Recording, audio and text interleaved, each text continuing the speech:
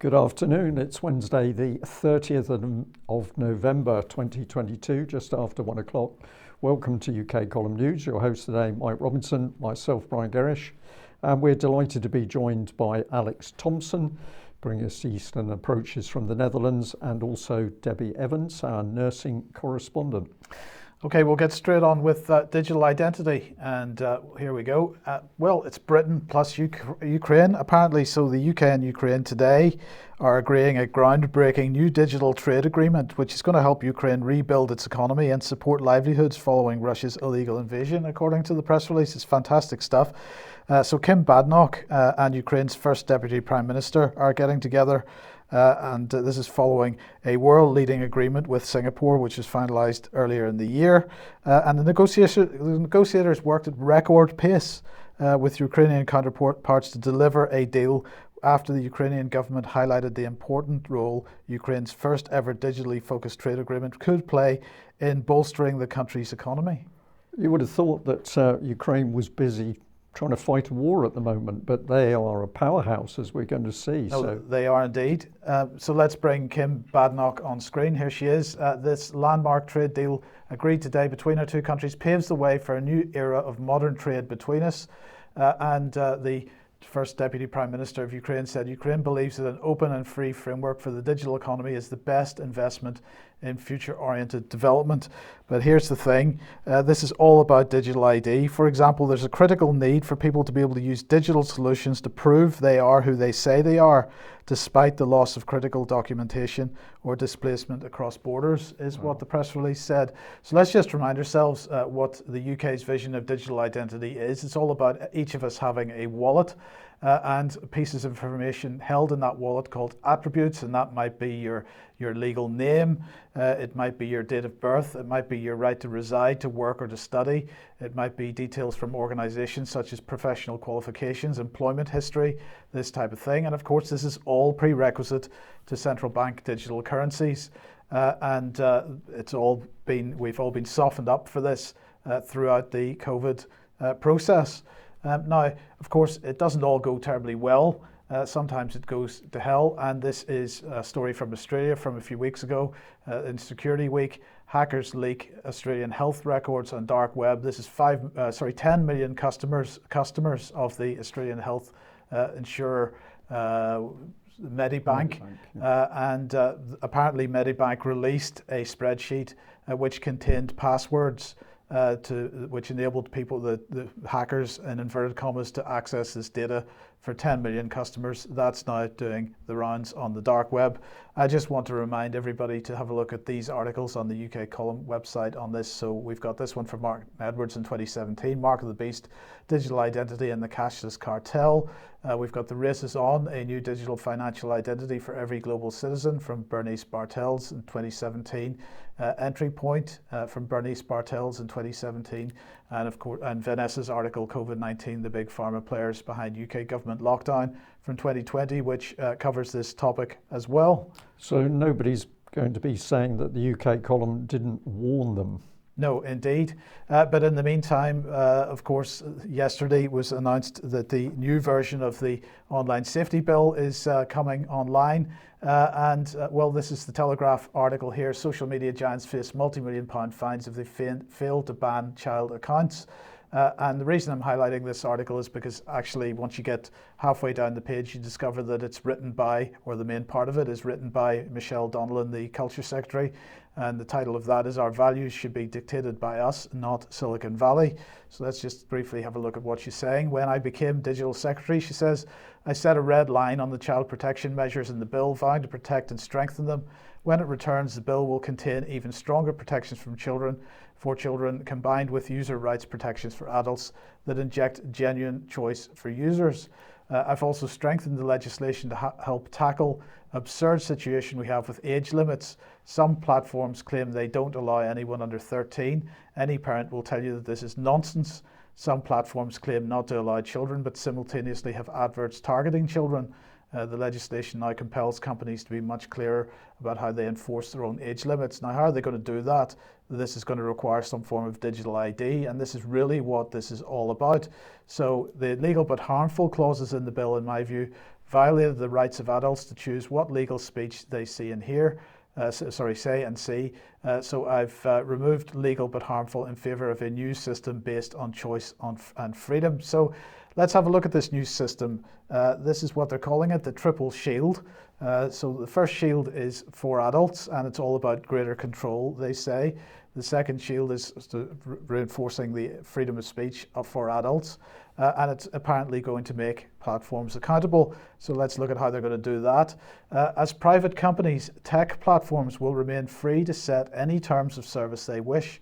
The changes mean companies must keep their promises to users and consistently enforce their user safety policies once and for all. So they may have removed the legal but harmful clause from the bill, but they're just pushing the issue back onto the tech companies and the tech companies' terms and conditions. So there'll be no statutory requirement for dealing with legal but harmful content unless it's part of the terms and conditions. Let's continue. For example, if a platform says in the terms of service that it does not allow a particular type of legal content such as racist and homophobic abuse or harmful health information, then it must act to tackle it. Ofcom will be empowered to take unprecedented action, including levying fines totaling up to 10% of annual turnover. So they are refocusing the online safety bill, claiming that it's more than ever about child safety, when in fact it's about imposing a digital identity regime and also pushing the legal but harmful aspect of it away from the legislation itself, direct legislation, back onto the terms and conditions of the service provider. Let's continue. The other new offences on false and threatening communications will remain in the bill. The false communications offence will protect individuals from any communications where the sender intended to cause harm by sending something knowingly false. So Alex, I'd be very interested in your thoughts on this. How do they prove intention to cause harm, and how do they prove that someone knew something was false? In court, that can only be done in the common law system by a prosecutor arguing and proving those points. Every point argued in a common law jurisdiction actually has to have evidence furnished for it, or if the court's being run lawfully, it won't be allowed into the record, even if the defence don't object and say this has not been proven. So things asserted stand until the other side say otherwise. The aim, of course, will be to bamboozle a jury to the extent that jurors are allowed in here, because they've been removed in England from libel, an adjacent area of law, not that long ago. But the idea will be to get juries to be bamboozled into thinking that they must find that there was this mens rea, an intent to harm, because somebody with a wig or a suit on said so. It's really down to the quality of juries here. But intent to harm. And we've had this since the Public Order Act 1986, sections 4 and 5 that Charles Mallet has commented on recently. It's so subject to mission creep and redefinition because these are, the shocking nouns and adjectives used, harm, alert, and anxiety, offence. They really don't have any proper definition other than a reasonable, dispassionate bystander. And that standard is now being removed in favour of prosecutors saying Mr. Strawman felt hurt by what was written here. Yes. So to answer the question that we were asking on Monday's programme, the question is, has legal but harmful, the concept of legal but harmful, been scrapped? The answer is yes, but actually not really. So there we go. We wait and see. Well, but Alex, we wanted to start with this. This one. Mariana Spring. These BBC Panorama investigations I did reveal the terrible consequences of legal but harmful content online, hate targeting women, conspiracies directed at terror survivors, violence promoted to teens. Those I spoke to now ask how the online safety bill will protect them. What are your thoughts on that tweet from Mariana? Well, she's quite patently aligning herself with the security state there. She might as well be another BBC security correspondent at this point. Sources tell me that this will be good to keep the public safe. She is supposed to be a disinformation specialist, to give her formal title.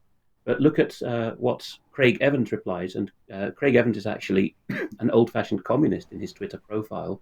That's why he's using the Noam Chomsky phrase "manufacturing consent," although Chomsky himself has drifted in his views. But look here, Craig Evans replies to Mariana Spring: "You are manufacturing consent for internet censorship under the guise of protecting vulnerable people." I think that's hitting the nail on the head there. The timing is rather suspect, isn't it? We've gone on about this for months, and others are seeing it now. Think about the children. That old Simpsons phrase is really being dangled in front of people now as an excuse for censoring. It is almost as if nobody had read John Milton's Areopagitica, one of the first finest works in English, pleading for the freedom of the press. And if you manage to rejig the slides, I have a couple more just indicating that quickly. This is because I go trawling Twitter occasionally for mentions of UK Column. People often think that they can speak to us by tagging us on Twitter. No, well, we don't have the manpower for that, but we try to. But I'm just coming up across a couple of things there. So if you've got the couple of slides back, I'll go back and find that. There we are. Here is, let's put that one on the screen. Sorry, going back one. There we are. Here is somebody saying that UK Column tracked the fear operation in real time, and they also identified most of the people who were creating and running the operation under the Cabinet Office.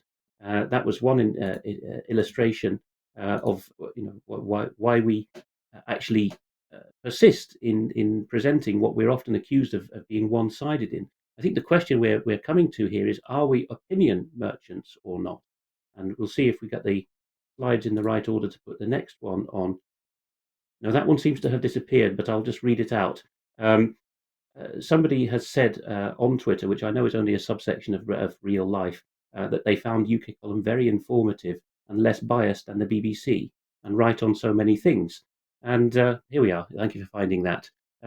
Here, somebody more aligned with what Mariana Spring and the BBC are pumping into them has replied this, and this goes right back to regulation, whether it's press or of the platforms.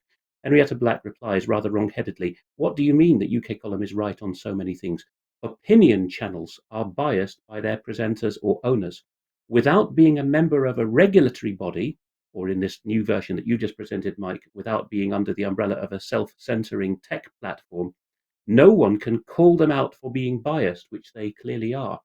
You're just seeing how this is drifting now, because all the things we were talking about for the last few years, digital identity, the harms of jabs, are things that regulated press and self-censoring tech platforms wouldn't touch, and they would ban us if we spoke about.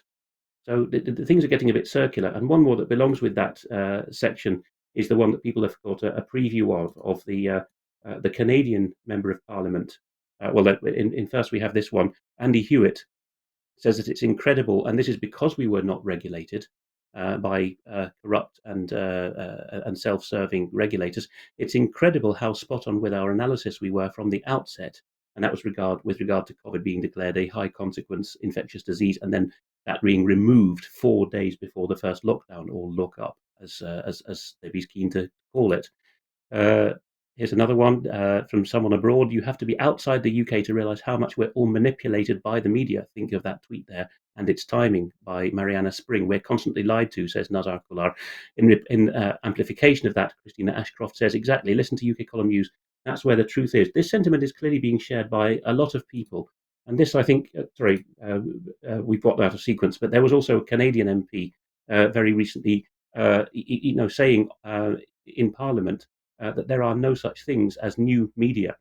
Everything that's come on to the news scene online in the last few years, she says, is opinion only.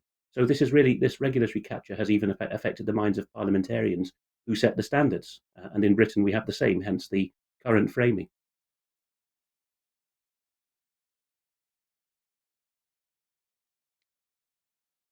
The decision by the decision by the ambulance workers to go on strike. So this is Unison. The decision to take action and lose a day's pay is tough, but thousands of ambulance staff and NHS colleagues know delays won't lessen, nor waiting times reduce until the government acts on wages. That's why they've taken the difficult decision to strike. So apparently 5 of the 10 ambulance regions have decided to go on strike. And Unison is only one of 3 unions that represent ambulance staff, of course. So not everybody is going to be going on strike on this. But Debbie, maybe I get your thoughts on this, because it seems to me that with ambulance people going on strike at this point in time, when waiting lists to get into hospital are so long, I'm talking about emergency access to hospital is taking so long, and people queuing up in ambulances outside hospitals at the moment, this isn't going to help. But at the end of the day, they are attempting to highlight this issue. They're saying that pay is the main reason why there are these backlogs with getting people to accident and emergency. I'm not sure that's entirely the case, but I can understand the frustration and their need to take action. Yeah, good afternoon. And with regards to the ambulance and paramedics, nurses traditionally, we've always had a really great, and continue to have a great relationship with paramedics. We work hand in hand with each other. And I'm just going to say it, actually. I'm just going to come out and say, in my opinion, I believe that Unison, who are representing the ambulance workers, and the RCN, and we'll come on to this in a bit, who are representing the nurses, I believe they're gaslighting them. I don't believe the nurses or the ambulance workers. Yes, of course, pay is part of the problem, but it's certainly not all of the problem. This is about patient safety, and this isn't actually about us having loads of people that are leaving the NHS. They're being driven out of the NHS by the NHS deliberately. So I see why the paramedics, I mean, they're not doing the jobs that they're meant to be doing. They're cohorting patients in corridors. We have ambulance corridors now. These are highly qualified, highly skilled people, and we're losing them in droves. And instead of talking about pay, we need to be talking about why are they striking? Why are they leaving? Because I think they're being gaslit by their unions.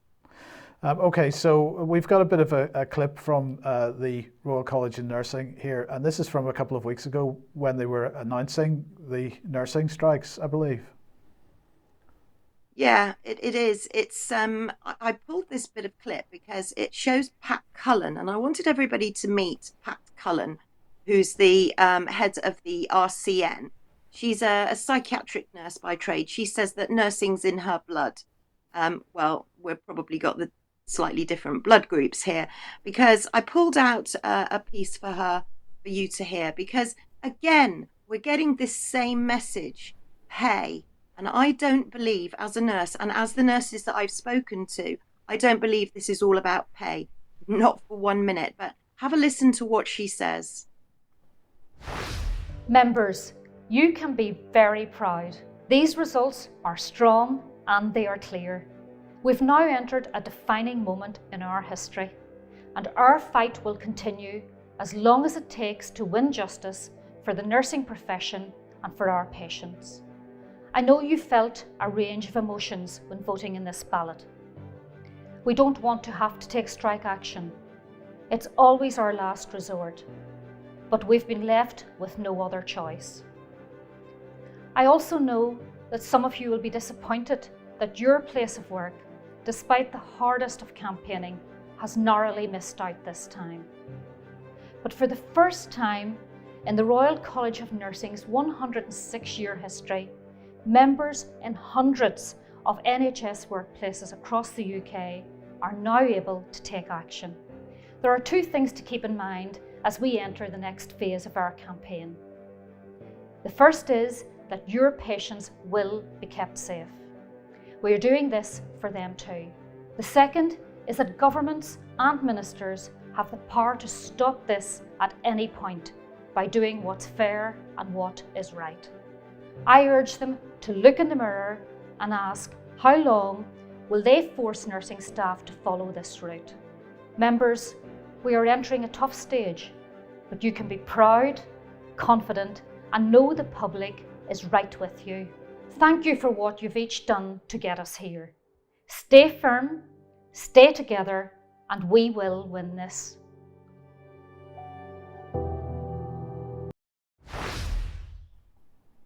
Now, Pat Cullen is about to leave. So she, in my opinion, is gaslighting, and then she's going to disappear. And what they're actually doing is they're offering nurses tea and coffee. That's actually the next stage of it, is we'll let you have some tea and coffee. This is not a pay deal. This is not, in my opinion, a tea and coffee deal. This is, we have been historically not looking after nurses for years. In my day, we gave them accommodation if they needed it. And if they did need it, as well as accommodation, they would get transport to work. They would get creche facilities. They'd get transport. But you know what? Nurses are quitting now. They're quitting not because of the fact that they want to leave nursing, because they don't. The majority don't, and they're brokenhearted. They really are sad. They're being asked to do things that, in their opinion, are not safe. So where Pat Cullen's saying your patients will be safe, your patients aren't safe now. That's why the nurses are being driven out. But we've got to look at why they're being driven out. What is motivating them to be driven out? And of course, many people have emailed me and said, you know, Rishi Sunak has announced that robots are going to replace nurses. And of course, that's exactly what is going to happen. Robots apparently are going to replace the nurses that are being driven out. They're not striking, they're being driven to this, literally. And then if we go one stage on, we can see that actually The Guardian, thank goodness, has highlighted patient safety. So for once, we've got patient safety on the headlines, but this is really what the deal's about. But oh, don't panic. Let's bring the army in. Well, really? Bringing the army in? We've got armies of nurses out here, armies of nurses like me that can't get back into the NHS because there's so much paperwork, it's so bureaucratic. And to be honest, I would be kicking off the second I walked onto a ward, because I wouldn't be able to keep stum. I'd have to be able to practice safely, and that's not what nurses can do. Nurses need to be looked after, so do paramedics. Paramedics' job is not to look after patients in A&E corridor. They're highly skilled people. So if we're not going to bring the army in, who else are we going to bring in? Oh, I know. Let's bring in the international nurses and the refugee nurses. We'll actually train those up. Now, this is very concerning for a number of reasons. I've spoken very recently to Roy Lilly, and Roy Lilly is a very wise man. Some of the things we may disagree with, but on this is absolutely, Nepalese nurses are being recruited in from the United Kingdom, and yet it's on a World Health Organization, not that I think that much of the World Health Organization, however, it's on a WHO red list, which means that there aren't enough Nepalese nurses in Nepal to service their population. So they're not really allowed to be shipped out to different countries, but for some reason we've shipped them out.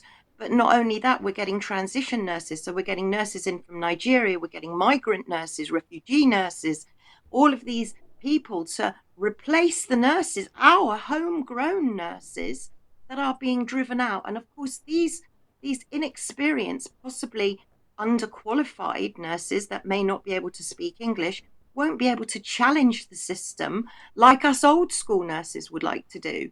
So, you know, this is getting beyond a joke. And we've even got to the point now where we're telling GPs are telling patients to call a cab. Don't wait for an ambulance, call an Uber. Well, you know what? If you're on the floor, you've had a stroke, you've had a heart attack, how are you going to get in the back of a cab? Does a cab have a blue light on it? What happens if the driver's distracted? Has anybody thought this through? It's completely insane. I mean, what more can I say? I mean, this is going to be a Christmas that we'll never forget, because there isn't going to be, well, the health service is gone, but what there is left is also going to be gone in December, just before Christmas, at overwhelm. Debbie, if I may, I'll just respond to that and say, in my opinion, this has been extremely well thought through, because the objective is to create the chaos and the breakdown in the NHS. This is another step that's being taken to create that breakdown. So it's deliberate, it's calculated, it's orchestrated. And if we remember some years ago, the Tory Danny Kruger spoke out publicly. It was reported certainly in The Guardian, when he said that the Tories plan to introduce a period of what they called creative destruction in the public sector.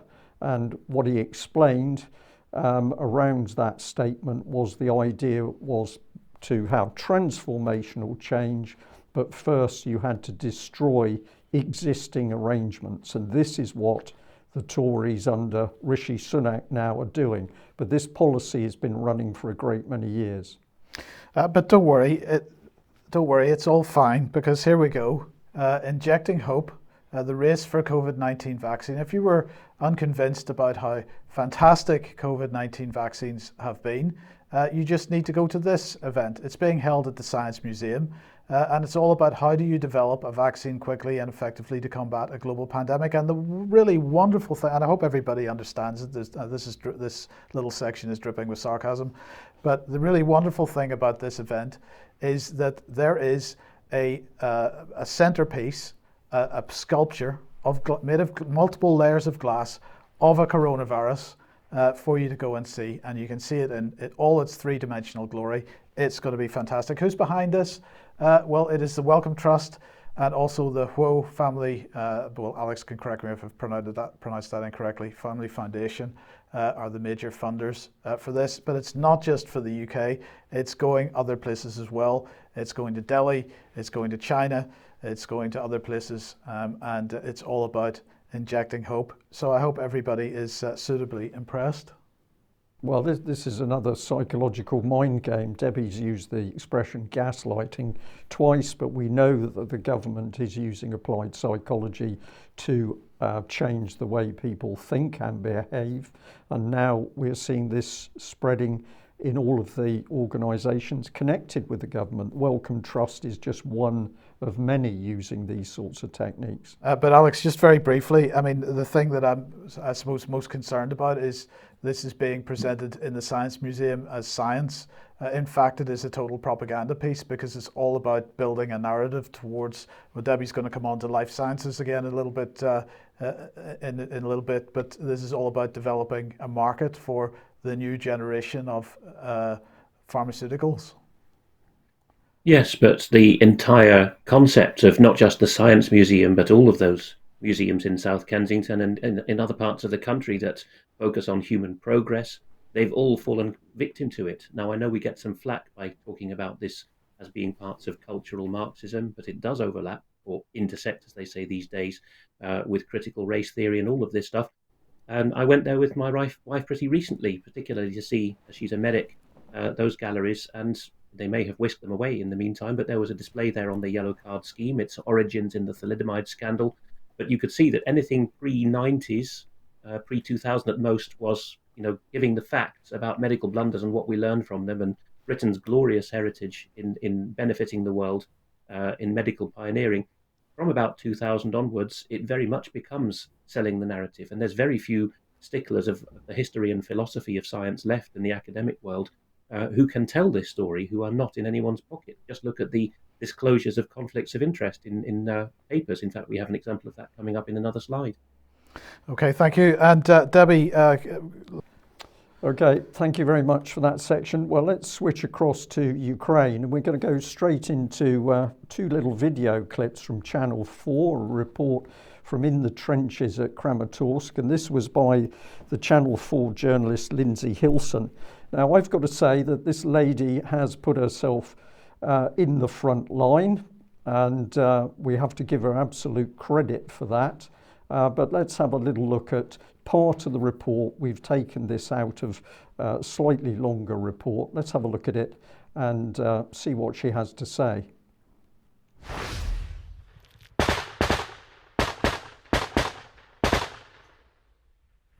The outgoing machine gun fire from the Ukrainians is aimed at suppressing the Russians so they don't fire back.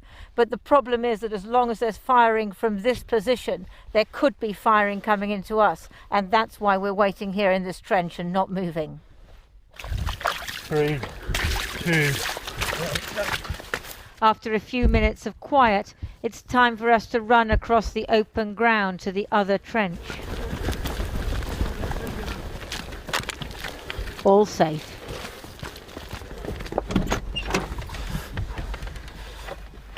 and now down into the safety of the soldiers' sleeping quarters, which are warm and cosy, a necessity not a luxury, because they need to keep kit dry. And Vadim has a companion. We have a friend. No, Olyenka, the kitten, is just 2 months old. she is a good warrior. She's a good fighter. Mouse. Oh, she gets the mice. Yeah. Life in Ukraine will be tough this winter, and nowhere tougher than the trenches of Donetsk. The risk is only too clear. But Ukrainian soldiers know why they're fighting and what they must endure to win. It's perfectly possible that this trench warfare is going to continue through the winter without either side making any notable advances. Well, my point on this, of course, relatively quiet area of the front, so the public watching led to believe that that is the situation on the front, whereas the reality on the front is absolute bloodshed and carnage, particularly around Bakhmut. But the scene is being set that this is going to be a long war. Yes, of course, because NATO is desperate to keep the war going and pump in the arms. And she's quite happy with that situation, it would appear. So let's look at the second part of the clip with this particular lady speaking. And you know, here in the background right now, even in Kramatorsk, I can hear the rumble of artillery. It's not clear how far away it is.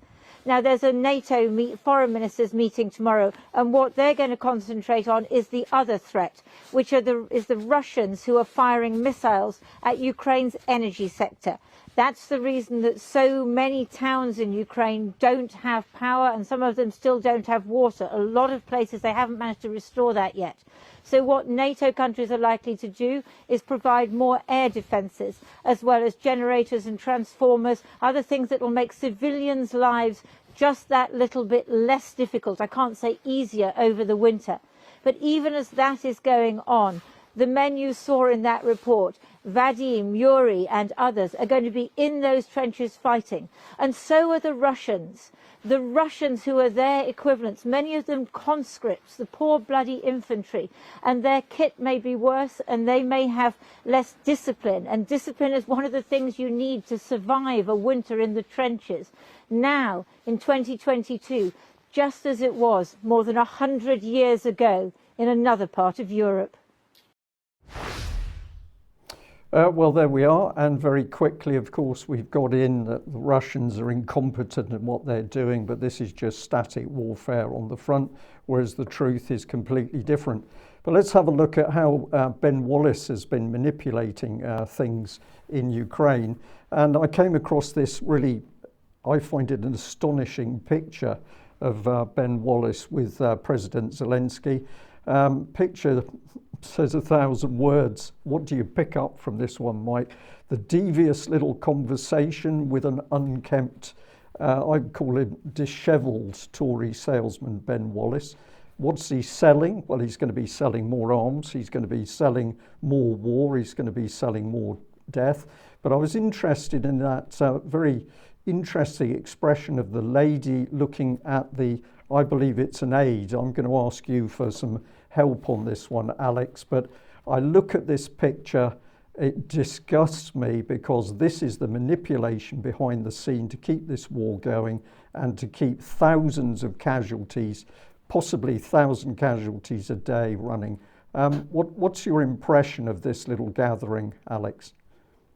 Well, I think you also should ask Charles Mallet, a Sandhurst graduate, because I do get the sense from that gentleman's profile and smirk that he's an army officer. I'm perfectly willing to be corrected here, but something like an adjutant or the equivalent at the MOD.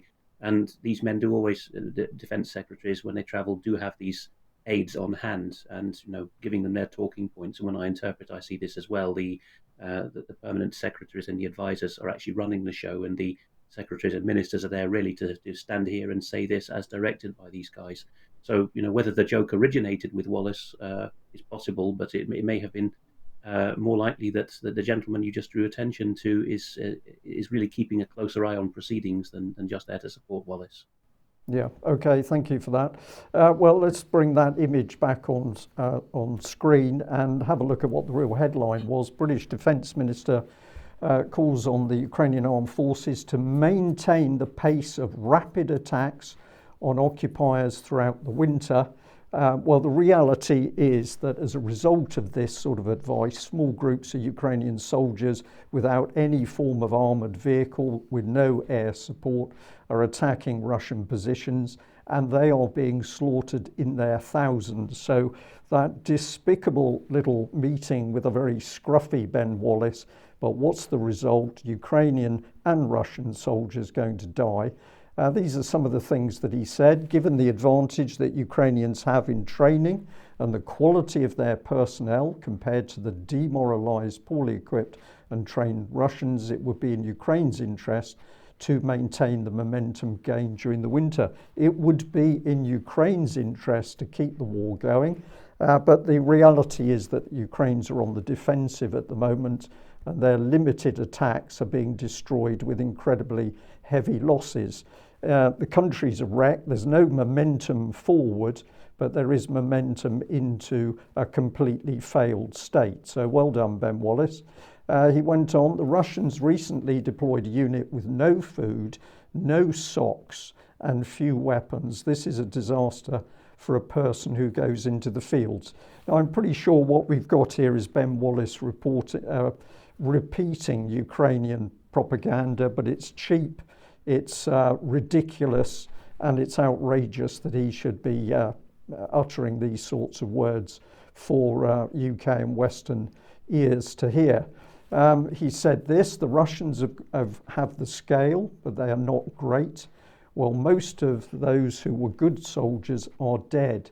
Is this almost wishing that the only good Russian soldier is dead? Is this what this man is saying? Quite possibly, but even if there was any truth to that statement, if that's the case for Russia, what's the case for Ukraine? Well, indeed. Well, I've just put a banner over that slide, Mike, because the reality is that the Russians have deployed strategic and tactical weapons which have got technology, and they're being deployed on a scale that the West is unable to counter. So this is quite a ridiculous statement by Ben Wallace. And this one here, only a nation that does not care about its own people can send 100,000 of its people to die, be wounded or desert. And the reality is that if there's 100,000 casualty figure, this clearly applies to the Ukrainians and not the Russians. But we're getting the overall impression that Wallace is happy with the killing fields, and his objective with this little conversation, and others of course, which he has on a regular basis, is to fight Russia to the last Ukrainian.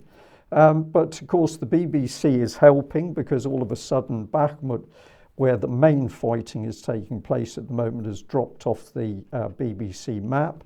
Social commentators are commenting on the importance of Bakhmut, as of course they should, but the BBC, if you go searching for it, you're looking at old reports. So the BBC does not want to report on the reality of what's going on.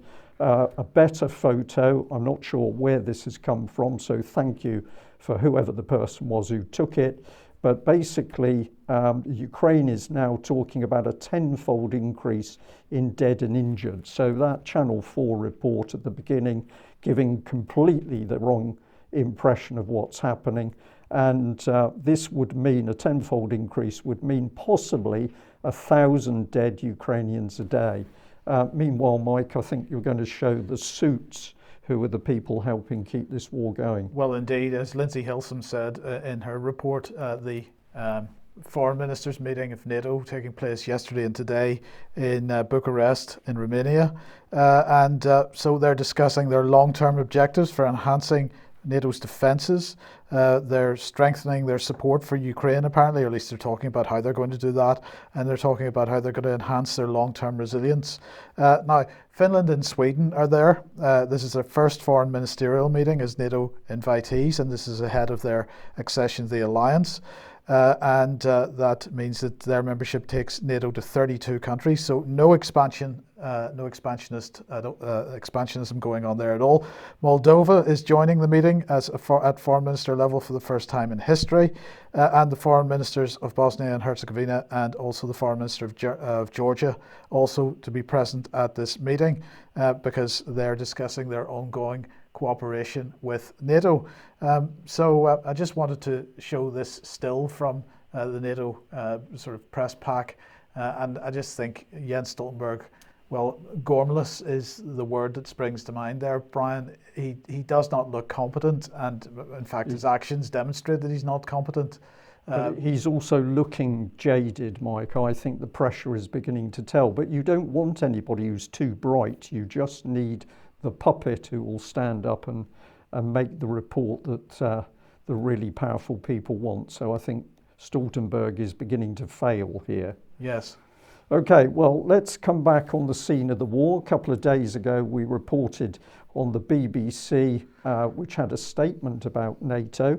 And what did it say? It said this, that NATO is not training Ukrainian soldiers or providing Kiev with military support as an organisation. Now, we said this was an absolute ridiculous claim because it's quite clear that NATO is doing everything it can to assist this war.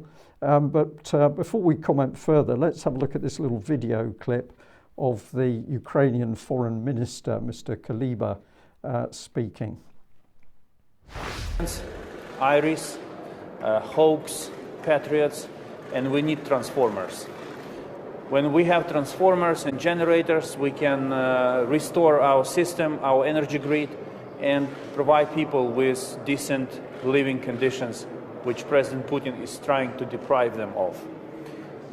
When we have air defense systems, we will be able to protect this infrastructure from the next Russian missile strikes, and they are definitely to come. Unfortunately, this is the reality that we have to prepare for. So, in a nutshell, Patriots and Transformers is what Ukraine needs the most, and we're discussing it here in Bucharest at the NATO Ministerial.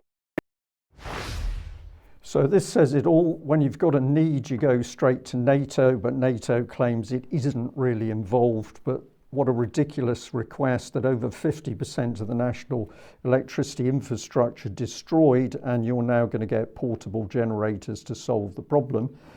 This is a report from Radio Free Europe. NATO chief expects allies to step up air defence to support Ukraine. Well, this is pure rhetoric because the West, whether it's the US or UK, NATO or the EU, has run out of weapons in volume and capability. This is obvious. It's being reported in many places by national media as well as international media, and so presumably Jens Stoltenberg doesn't understand what's happening, Mike. Well, and indeed, as we mentioned on Monday's programme, Ben Wallace acknowledging that fact. Alex has a comment. We got time? Please do. Yes. It is not just weapons that the West has run out of. Heads of state and government in Western Europe are now openly saying we have run out of space and we have run out of money for Ukrainian support. 12 of the 16 Bundesländer, federal states in Germany, are not taking in any more Ukrainian refugees. Did you see that reported in the BBC? No. Well, no, of course not. Well, let's bring Jens back up on screen, because another headline here: NATO foreign ministers set to address more support, and he's talking about rebuilding the Ukrainian power system. But of course, at the moment, the Russians are targeting that deliberately to undermine the Ukrainian war effort. And what does Stoltenberg think is going to happen if any of it is repaired? It's going to be destroyed again. So once again, we showed this as well, but this is how he's being ridiculed on social media, and quite rightly so. But let's have a look at wider cooperation with NATO. And if people go to the NATO site, we start to see amazing things here. So in this particular paragraph, we're talking about building Ukraine's capabilities and interoperability with NATO forces. So to say that there is no partnership between Ukraine and NATO is simply ridiculous. But if we go down, we see a whole plethora of different initiatives, different sorts of warfare, command and control. And this really shows how big this interaction with Ukraine is. And of course, the assistance is both lethal and non-lethal. If we, well, okay, that makes the claim not credible, which we've already said. But we can also go in this direction where NATO appears to also be handling funds. And we've got a number of different trust funds here. If we pop this one up on screen, this is to do with getting rid of weapons and mines, which was apparently happening back in 2010. But if we follow it through, although there's claims that NATO has been helping to demilitarize Ukraine, the reality is clearly false, because if we come to this segment where it's talking about butterfly mines, Ukraine has been using these in the battle in the Donbass, and so clearly NATO has failed on this particular funded program. But this is where it becomes very interesting. Are we just dealing with NATO, or are we dealing with an embryonic one world military system? Because here's partners within NATO cooperation. Leave people to have a look at the nations listed on screen, but a great number of them. Or we could go to another group, which is partners across the globe. Or we can come into NATO's Mediterranean dialogue and the Istanbul Cooperation Initiative. So it appears that really we have a world military system coming together under NATO, and it's very easy to see this from their own documentation. Social media commentators coming in here, pointing out that, of course, the Ukrainians just expecting more and more supplies to come in. And they're also pointing out that, of course, if NATO puts in more weapons, even if it's got their own operators with it, those are going to be destroyed. But it's not only the weapons, it's soft loans. And this was some detail from Ukrainian news. And let's have a look at the figures here. A loan of up to 100 million euros in that particular one. And if we follow through here, we're talking about $3 billion a month. We're talking about a 2.5 billion macro financial assistance from the EU, 2 billion of macro financial assistance from the European Union as a result of a different program, 500 million euros, and at the bottom, 1.5 billion which has come from the trust fund of the World Bank. And if you think that must be enough to satiate Zelensky, you're wrong. Let's have a look at this little clip. Для мене честь представляти українську кандидатуру на проведення Всесвітньої виставки 2030 року. Представляти Одесу, а отже і увесь Чорноморський регіон. Чому саме Одеса? Чому саме Україна? Чому саме Чорне море? Цьогоріч Україна стала світовим взірцем сміливості. І мільярди людей на усіх континентах побачили, що означає українська незламність і чому російський терор не досягне своєї мети. І побачить, як Україна стане взірцем відбудови. Ані зимовий холод, ані темрява, ані будь-які інші прояви терору не допоможуть Росії підкорити українців. Прийде час української перемоги, а тоді відбудова нашої держави стане найважливішим економічним, технологічним і гуманітарним проєктом нашого часу. Вже зараз ми залучаємо десятки країн-партнерів до відновлення України. Загальний обсяг робіт понад $1 трильйон. Коли у 2030 році ви відвідаєте Україну та нашу Одесу, ви зможете відчути силу, свободу і культуру не просто однієї країни і одного міста. Ви відчуєте потенціал усього людства. So, Alex, I'll just come back to you on that. Is that a comedy script? Is it a comedy script? I'm not sure, but $1 trillion, it would seem to fit with all the other evidence we've got. It's about 3 registers below formal Ukrainian. He's not a native speaker. He made a big deal of that before he was elected president. He was saying, can us Russian speakers be left alone to live in peace in this country? His choice of words is odd in Ukrainian, talking about našu Odessu, our Ukraine. And that gravelly voice, I know he's got his wartime act, but, he's sounding like one of these Soviet-era singers of ballady there, give me my smoke and let me out of the clink. It's a particular gravelly voice he's putting on to be a hero. Of course, he specializes in entertainment. But no, I think that was not directly scripted for him, but he has in mind certain Soviet-era sort of gulag folk hero singer models in his mind as he reels off his patter. Okay, well, we don't know whether $1 trillion is reality. Is that clip real? What we do know is that if we look at all the other documentation, vast amounts of money being pumped into Ukraine together with the arms, and very little over control, very little oversight over what has gone where, be it the weapons or the money. Alex. We're going to do a very quick segment in Brazil because we have the fortune of a translator having contacted me and has done a very good job gisting what's been going on since the contested election result in which Jair Bolsonaro, of course, was booted out in favor of Lula, the socialist challenger. And people will remember that Alexandre de Moraes, the Supreme Court head who also sits in the electoral tribunal, is basically judge, jury, and executioner. He's taken on the role of all 3 branches of government. And in Brazil, they also talk about the military being the 4th pillar, making 4 branches. And you can see here that generals are quite involved in resisting. Bolsonaro has not called for the army to mount a coup d'etat. He's repeatedly said that he's waiting for orders from the public so that he will not be a tin pot dictator who just seizes power. But here we have a gist by our viewer. Jair Bolsonaro was meeting with General Braga Neto and commanders of all 3 service branches.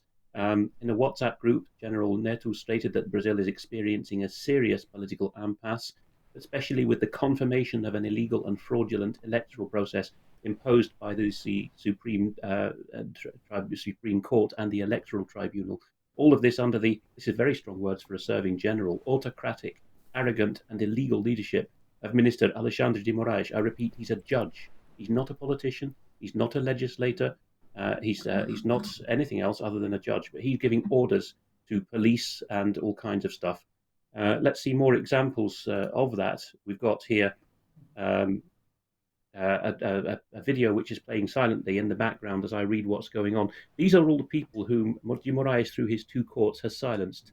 Sarah Winter is under house arrest. The next gentleman, Alan dos Santos, is now a refugee in the US and hasn't seen his family for 2 years. This news channel, Terça Livre TV, had all its accounts closed, its doors closed, and dismissed 80 staff. Oswaldo Eustáquio, who's now in a wheelchair, having been beaten by police, has been arrested 4 times for 2 years past now.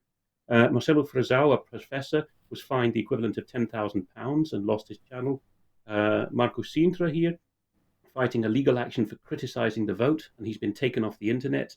Wellington Macedo was a journalist who's wearing an ankle collar for criticising the Supreme Court.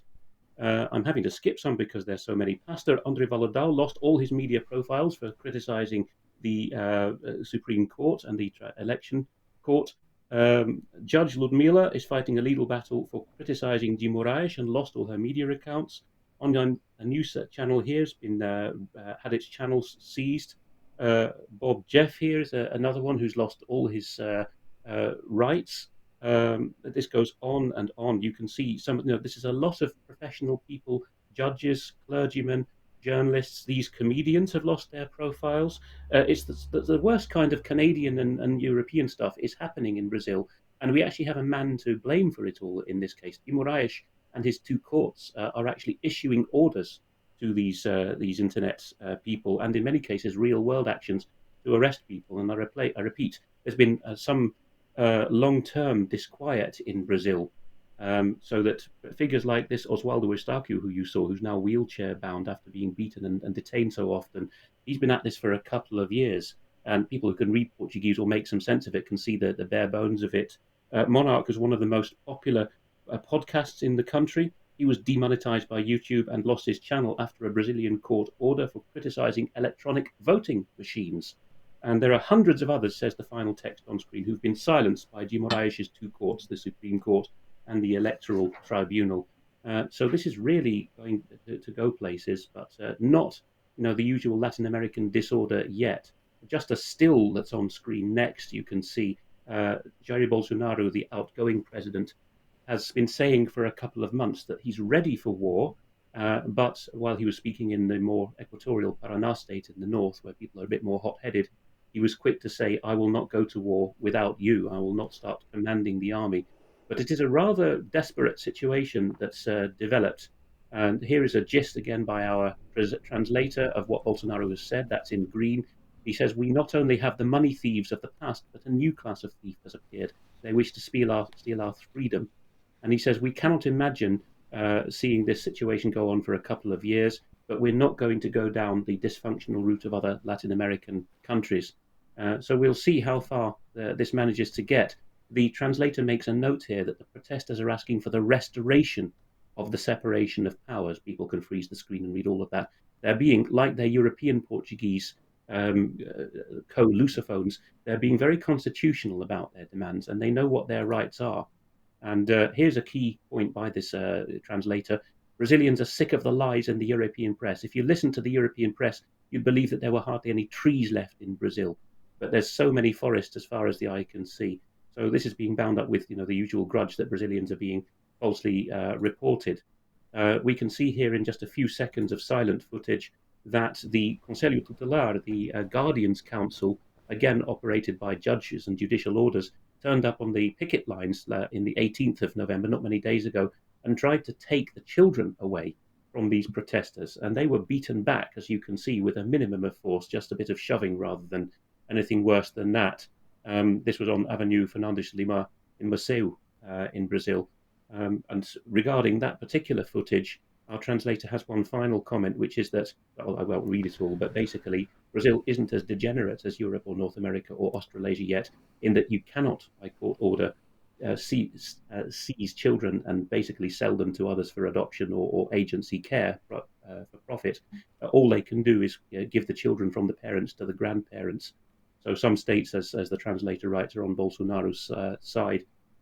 Quite a desperate situation, but we would encourage people in other language areas who are share my profession of translator to send me more or less ready-made material. And if we judge it, as I'm sure it will be up to spec, we'll very gladly feature it, as I'm running short of time with all the other things I do for UK Column now, to go fishing for foreign language material myself.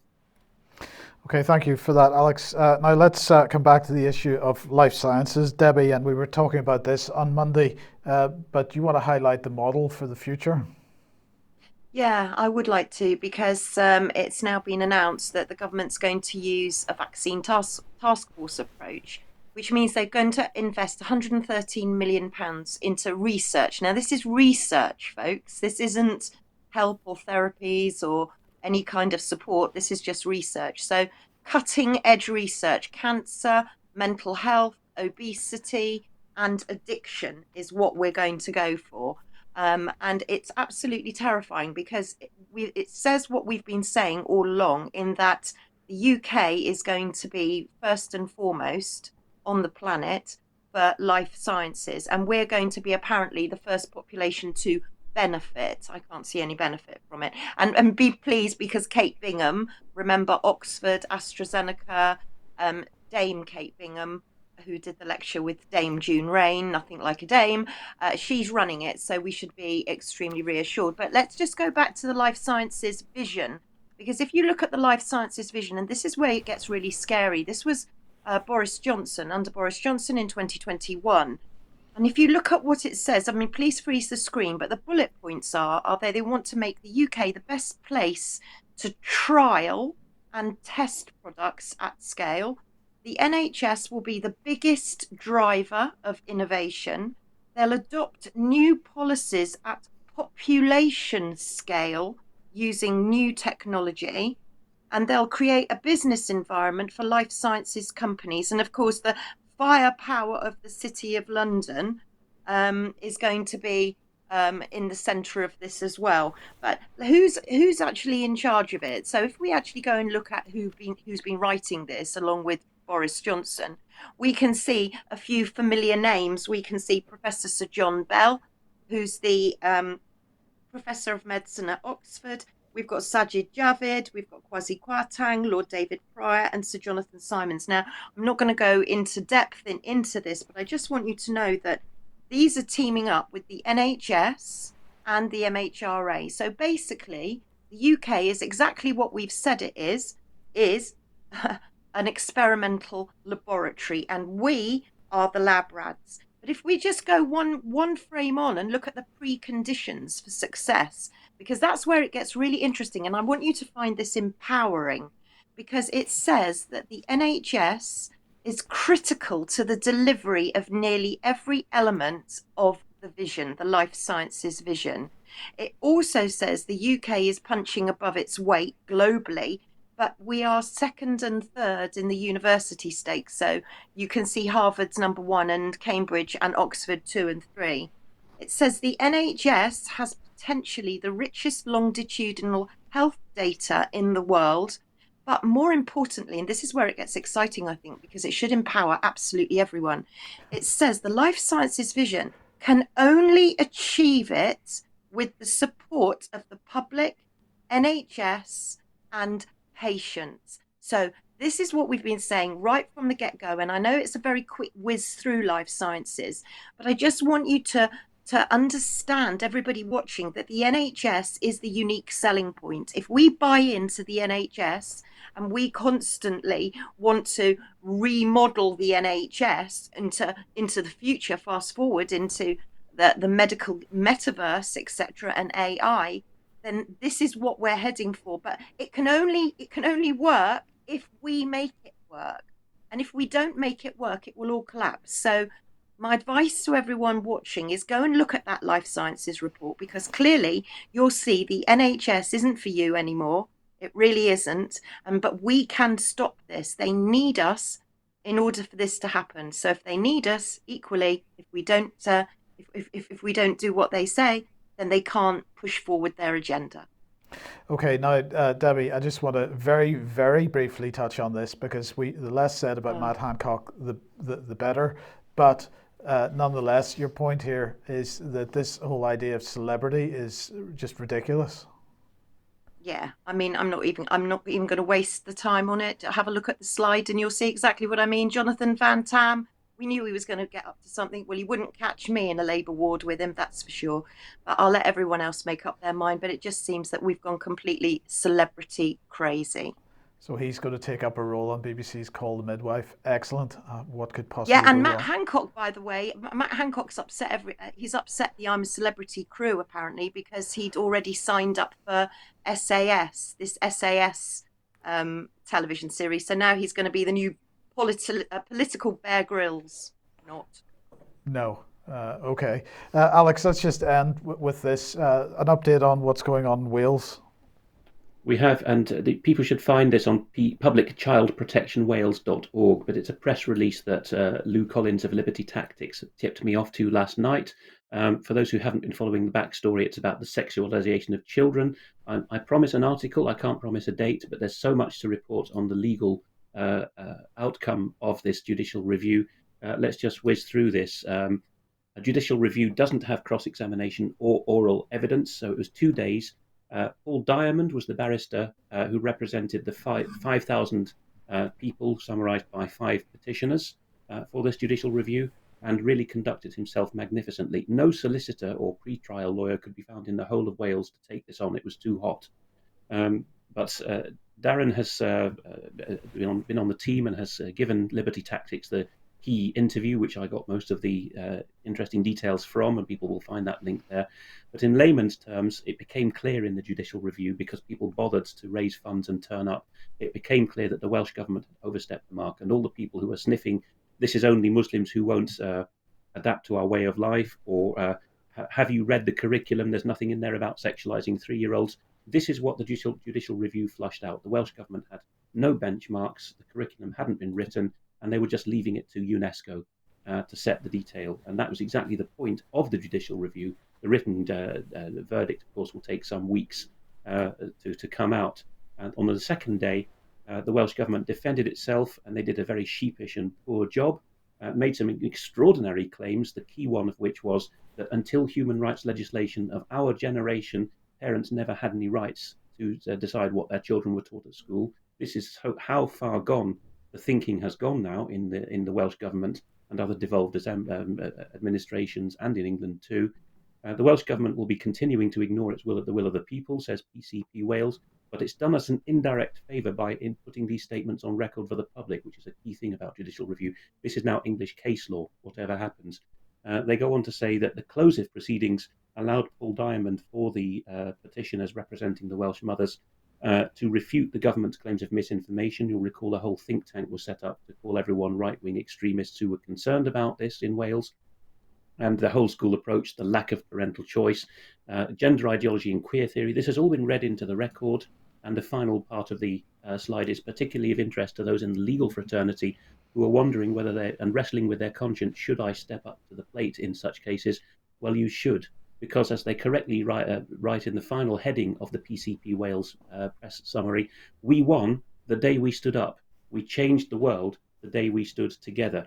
And you can, quite literally, like Mr. Paul Diamond, the barrister here, you can walk out of court to a hero's welcome while the government side literally file out the back sheepishly, getting booed by the crowd.